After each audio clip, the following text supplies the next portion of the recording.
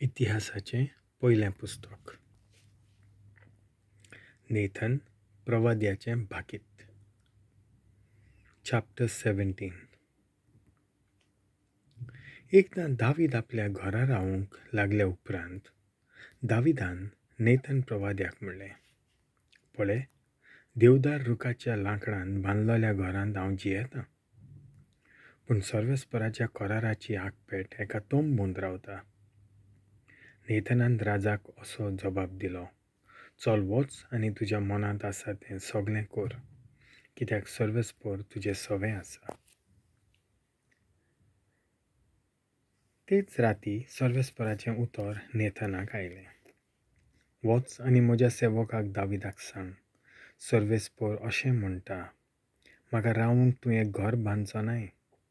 इस्रायेलींक भायर काडलीं ते घडये थावन आयज पर्यान हांव केन्नाच एका घरांत रावूंक ना.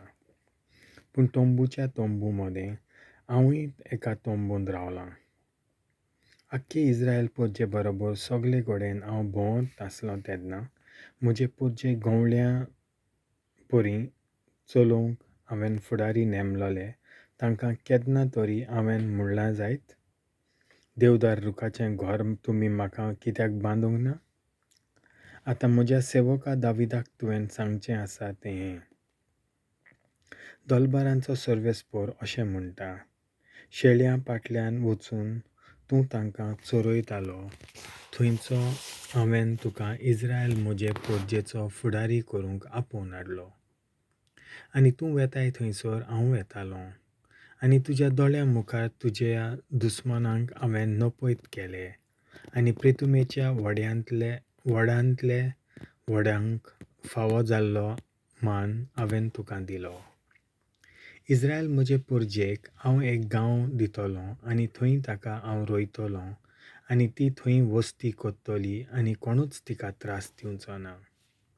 म्हजे पोरजेक हांवें फुडारी नेमले त्या दिसांनी खोटे मनीस तांकां त्रास दिताले तशें ते आनी दिवचे नात. सगळ्या दुस्मानांक हांव हारयतलों, सर्वेस्पर तुका वर्तो कोत्तलो, सर्वेस्पर तुका एक घराणेक उत्पन्न कोत्तलो. तुजे दीस बरोवन तुज्या पुर्वजां सांगाती तूं विसव घेवंक वेतोच, हांव तुजे फाटल्यान तुजे संस्थींतल्या तुज्या पुतां मदल्या एकल्याक विंचून काडटलों आनी ताची राजवटकी थीर सांबाळटलों. तोच म्हाका एक घर बांदतलो आनी ताचें शिवासन हांव सासणाक राखतलों.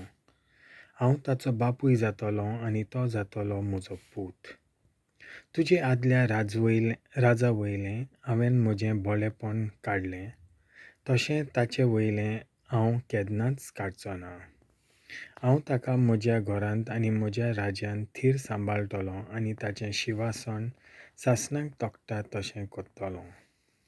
हीं सगळीं उतरां आनी हीं दर्शनां नेथनान दाविदाक कळीत केलीं. दाविदाचें प्रार्थन. दावीद राजा भितर सरून सर्वेस्परा मुखार बसलो. ताणें म्हणलें, सर्वेस्परा देवा, तुवें म्हाका इतलो वयर काडचो म्हूण हांव कोण आनी म्हजें घराणें कितें? म्हज्या सर्वेस्परा देवा, हें पर्यान तुका कांयच न्हयशें दिसलें, कित्याक तुवें फुडाराकूय म्हजे संस्थीक पर्यान तुज्यो बासावण्यो केल्याय. तुवें म्हाका एक व्हडले कुलयेचो कसो धरलाय. तुज्या चाकराक तुवें मान दिलाय, त्या खातीर दाविदान तुका कितें म्हणूंक येता? तूं तुज्या चाकराक वळखताय. सर्वेस्परा तुज्या चाकरा खातीर तुज्या काळजा प्रमाणें तुज्या सेवकाक वळख दिवच्याक तुवें ह्यो सगळ्यो व्हड वस्तू केल्यात. सर्वेस्परा, आमी आमच्या कानांनी आयकलां त्या प्रमाणें तुजे सारको दुसरो ना, तुजे भायर देव ना. इजिप्तांतलें भायर काडलेल्या इस्रायल राष्ट्रा सारकें आनीक दुसरें राष्ट्र ना. तांकां तुजी पर्जा करून घेवच्याक सर्वेस्परा तूं स्वता तांकां सुटका दिवंक गेलो. तांचे खातीर व्हड आनी भयकृत वस्तू करून आपले पोरजे मुखार राष्ट्रांक धांवडावन तुवें आपणाक नांव जोडून घेतलें. इस्रायल तुजे पोरजेक सासणांक तुजी खाशा पोरजा. तुवें करून घेतल्याय आनी तूं सर्वेस्परा तांचो देव जालाय. तर सर्वेस्परा देवा तुज्या सेवकाक आनी ताच्या घोराण्याक केल्ल्यो बासावण्यो सदांच सांबाळ आनी तुवें सांगलांय तशें कर. तुज्या नांवाची किर्ती सदांकाळ गाजोवंक मनीस खात्रेन म्हणटले, दलबारांचो सर्वेस्पोर इस्रायलाचो देव. आनी तुज्या सेवका दाविदाचें घर तुजे मुखार घोट आसूं. कित्याक तुवें म्हज्या देवा तुज्या सेवकाक एक घर बांदतलो म्हूण ताका कळीत केलां. ह्या खातीर तुजो सेवक तुका प्रार्थना करूंक फुडें सरला.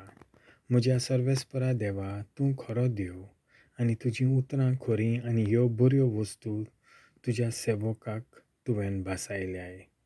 देखून बळेपणान तुजे सेवकाच्या घोराण्याचेर आशिर्वाद घाल आनी अशें तें तुजे मुखार वसून दी. कित्याक तुवें सर्वेस्परा आशिर्वाद दिलाय आनी सासणाच्या सासणांक हो आशिर्वाद उरूं. देवाचें उतर हें.